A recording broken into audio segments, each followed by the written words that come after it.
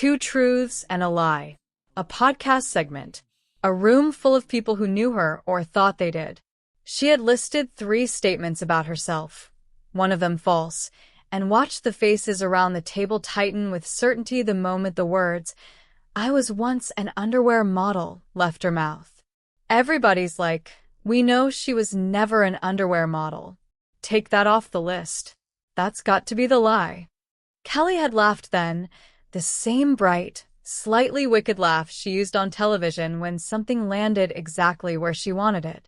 She reached for the magazine clipping a colleague had found on eBay, actual paper, yellowed at the edges, the kind of artifact that felt heavier than digital proof ever could, and held it up. "Here I am," she said. "What you're looking at here is me and my one time as an underwear model." This was a jockey ad campaign that was shot with the women of ABC Daytime. That's me down there.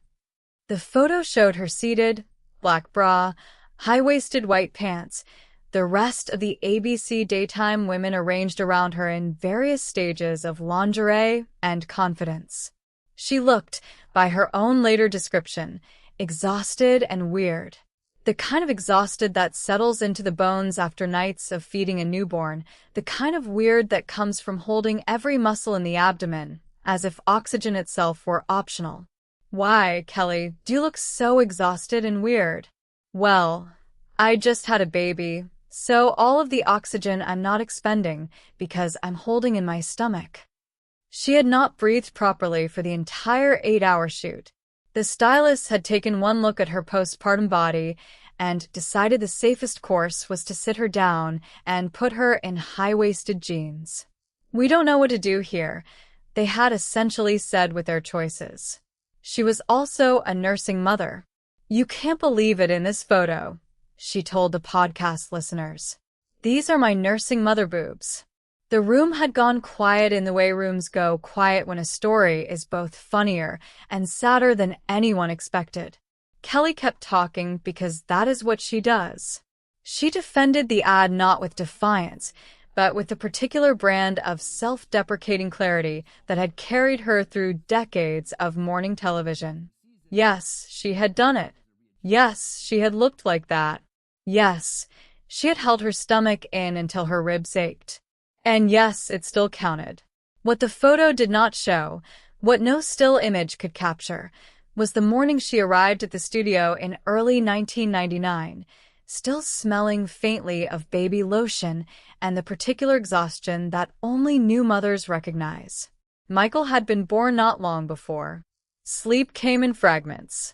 Her body felt like borrowed clothing that did not quite fit.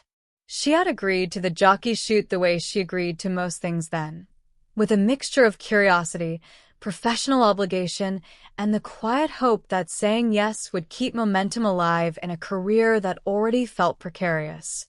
All my children had given her a place. Daytime soaps ran on a relentless schedule, and the idea of appearing in a national underwear campaign alongside other women from the ABC Daytime roster had seemed, at the time, like a strange kind of validation. Look, the industry seemed to say, "We see you. We will put you in a bra and high-waisted pants and photograph you under lights bright enough to erase every shadow of fatigue."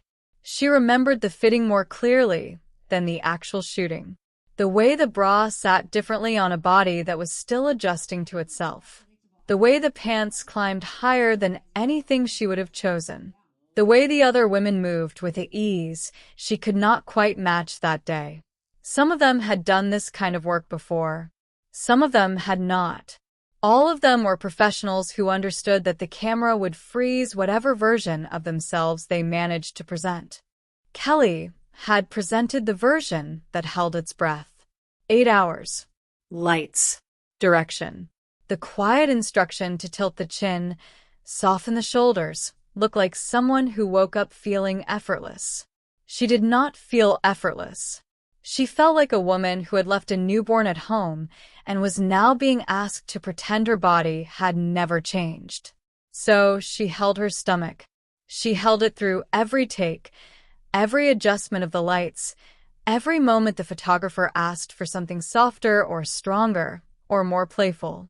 She held it until the oxygen felt rationed, until the exhaustion that already lived in her face settled deeper, until the final frames were captured and someone said they were done.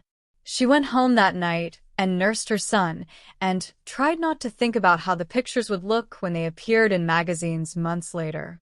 She did not defend the work then. There was nothing to defend. It was a job.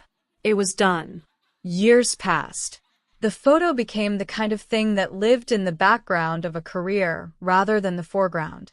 People remembered Kelly for Live with Kelly and Mark, for the relentless energy of morning television, for the marriage that had lasted, for the 3 children who grew up under the strange lights of public life. They did not, as a rule, remember the jockey ad. When she brought it up in the 2 truths and a lie game, the disbelief was almost flattering. It meant the image of her as an underwear model had never taken root. It meant the exhausted, weird, high-waisted version of herself had remained private for a long time. But the clipping existed. Someone had kept it. Someone had sold it on eBay. A colleague had bought it and brought it into the podcast studio like a quiet challenge. Prove it, the paper said. So she did. The defense, when it came, was not loud. Kelly did not insist the photo was glamorous or that she had looked her best.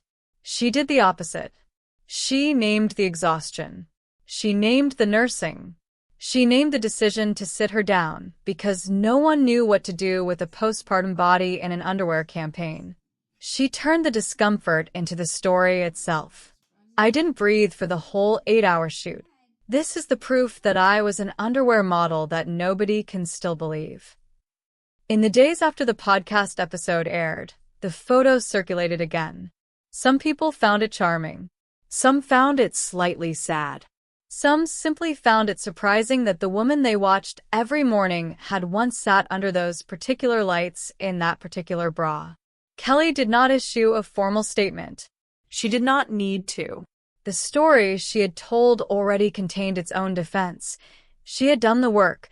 She had looked the way she looked, and she was willing to say so out loud.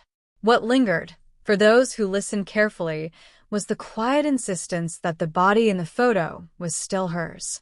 The nursing mother boobs, the held-in stomach, the high-waisted compromise, the exhaustion that refused to be airbrushed out of the memory even if the final published image had tried to soften it. She did not claim the shoot had been empowering or particularly joyful. She claimed it had happened. That was enough. In the weeks that followed, the story expanded in the usual ways stories expand. People who had worked on All My Children in 1999 offered their own fragments of memory. Someone recalled the call time. Someone else recalled the way the set smelled of coffee and hairspray and the particular nervous energy that accompanies any group of women being asked to appear in their underwear for a national campaign. A few of the other women from the ad resurfaced in comments or quiet messages. Some remembered Kelly as the one who kept making jokes between takes. Some remembered her as the one who looked like she needed a nap more than she needed another direction. Kelly herself returned to the subject only lightly. On Live, she mentioned it once, almost in passing, the way she mentioned most personal things, with a shrug and a punchline, and the understanding that the audience would take what they needed and leave the rest. Mark, sitting beside her, had the look of a man who had heard the story before and still found something new in it each time. He did not defend the photo. He did not need to. She had already done that herself. The deeper defense, the one that lived underneath the jokes about oxygen and high-waisted pants, was simpler. She had been a working mother with a newborn. She had shown up. She had held her stomach in for 8 hours because that was what the job seemed to require. And years later, when no one believed the job had ever happened, she produced the evidence and refused to apologize for the way she looked in it.